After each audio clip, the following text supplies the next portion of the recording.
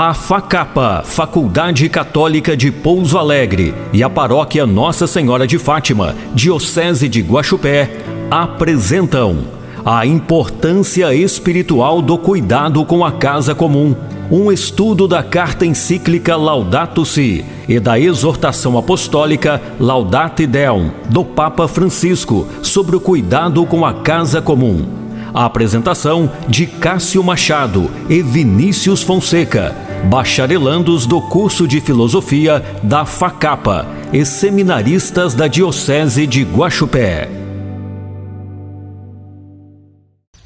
Bom dia, boa tarde, boa noite, meu irmão, minha irmã que está aqui nos acompanhando neste estudo, meditação e oração da carta encíclica Laudato Si, da exortação apostólica Laudate Deum, do Papa Francisco, sobre o cuidado com a nossa casa comum. Seja muito bem-vindo e agora acompanhe o nosso áudio. Dando sequência ao nosso aprofundamento sobre a exortação apostólica Laudate Deum, vamos receber o professor doutor Cláudio Pierre Carlan, que vai falar para nós sobre o terceiro capítulo deste documento, a fragilidade da política internacional. O professor possui graduação em História pela Universidade Veiga de Almeida, especialização em Arqueologia pela Universidade Estácio de Sá. Tem mestrado em História Social Antiga e Medieval pela Universidade Federal Fluminense, doutorado em História Cultural Antiga e Medieval pela Universidade Estadual de Campinas, realizando estágio no exterior na Universidade de Barcelona, na Espanha. O professor é pós-doutorado em Arqueologia e pesquisador colaborador da Unicamp.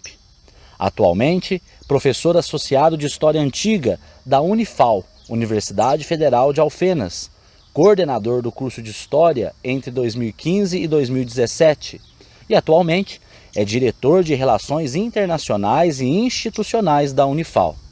Vamos receber com grande alegria o professor doutor Cláudio Carlan. Tudo jóia, pessoal? Meu nome é Cláudio Pierre Carlan, sou professor da Universidade Federal de Alfenas, da área de História Antiga, e no momento eu também atuo como diretor de Relações Internacionais da Unifal-MG.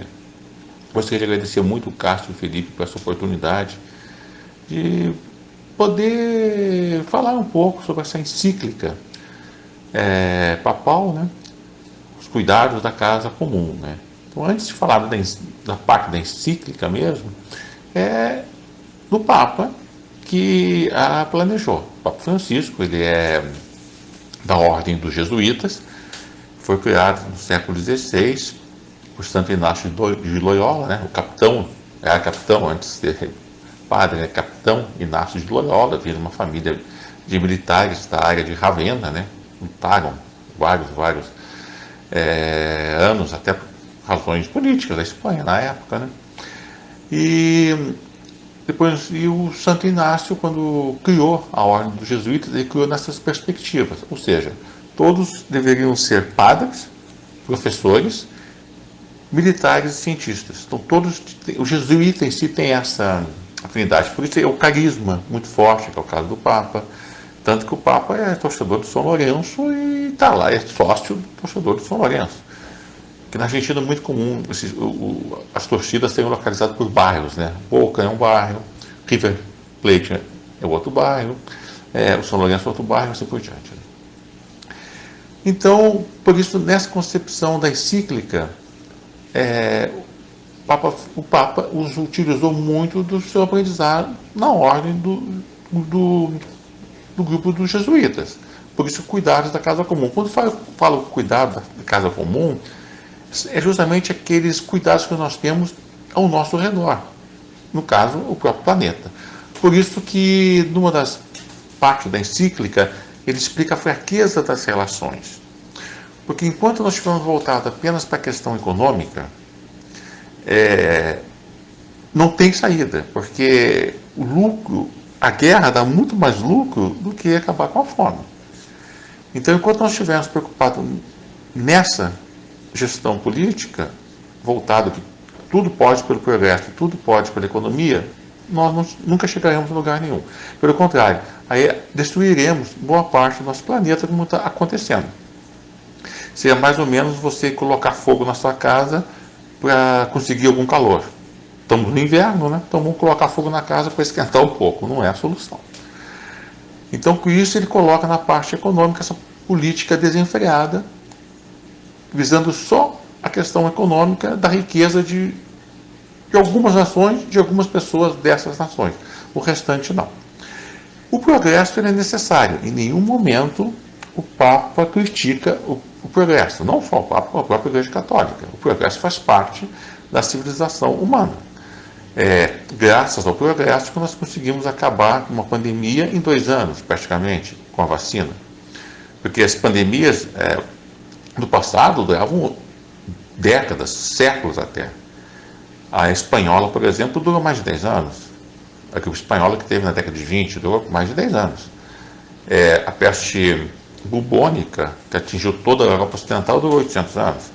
Então, graças a esse progresso, nós conseguimos frear uma pandemia em 2 anos. Porém, o progresso é necessário, mas não da maneira como está sendo levado. Quer dizer, o progresso que destrói a floresta amazônica, que polui os rios, que acaba com a vida animal, vegetal, fatalmente vai acabar com a vida humana. Por isso esse superaquecimento que nós vivemos, em regiões de completo alagamento, que não existe mais uma ação da natureza sobre o mundo atual, é a mão humana sobre a natureza. Aí então não tem como dar certo, né? Então essa encíclica fica bem claro, essa preocupação que o Vaticano tem com esse progresso desenfreado. O progresso é necessário, sim, mas nós não podemos destruir todo o nosso ecossistema por causa desse progresso. Então essa preocupação que ele dá, porque que os líderes, nossos líderes políticos, abram os olhos em defesa desse patrimônio que nós temos, patrimônio natural, ambiental que nós temos, que é fundamental para a nossa sobrevivência, a sobrevivência do planeta Terra. Como é o caso, por exemplo, da floresta amazônica. É fundamental para o ecossistema do mundo todo. Então, por isso que é muito importante que nós a mantemos, por isso que os países europeus fazem financiamentos imensos, né, para a manutenção da floresta amazônica, que é o ecossistema que mantém o mundo vivo. E é isso que a encíclica vem batendo de frente. A fraqueza das relações políticas, diplomáticas e ambientais. Então é isso que nós temos que levar em frente. Aproveitar esse conselho do Papa e os nossos líderes políticos fazerem essa reflexão, que é fundamental não apenas para a sobrevivência do ecossistema, mas também para a sobrevivência da espécie humana, né? Muito obrigado. Novamente, eu muito agradecido por essa oportunidade. Um abraço a todos. Fica aí, então nossa gratidão ao professor Dr. Cláudio, que veio nos falar de temas tão interessantes sobre a fragilidade da política internacional. Vamos rezar agora a oração pela nossa terra. Rezemos juntos. Deus onipotente, que estais presente em todo o universo e na mais pequenina das vossas criaturas, vós que envolveis com a vossa ternura tudo o que existe, derramai em nós a força do vosso amor, para cuidarmos da vida e da beleza. Inundai-nos de paz, para que vivamos como irmãos e irmãs, sem prejudicar ninguém. Ó Deus dos pobres, ajudai-nos a resgatar os abandonados e esquecidos desta terra, que valem tanto aos vossos olhos. Curai a nossa vida, para que protejamos o mundo e não o depredemos, para que semeemos beleza e não poluição nem destruição. Tocai os corações daqueles que buscam apenas benefícios à custa dos pobres e da terra. Ensinai-nos a descobrir o valor de cada coisa, a contemplar com encanto, a reconhecer que estamos profundamente unidos com todas as criaturas, no nosso caminho para a vossa luz infinita. Obrigado porque estais conosco todos os dias. Sustentai-nos, por favor, na nossa luta pela justiça, o amor e a paz. Amém.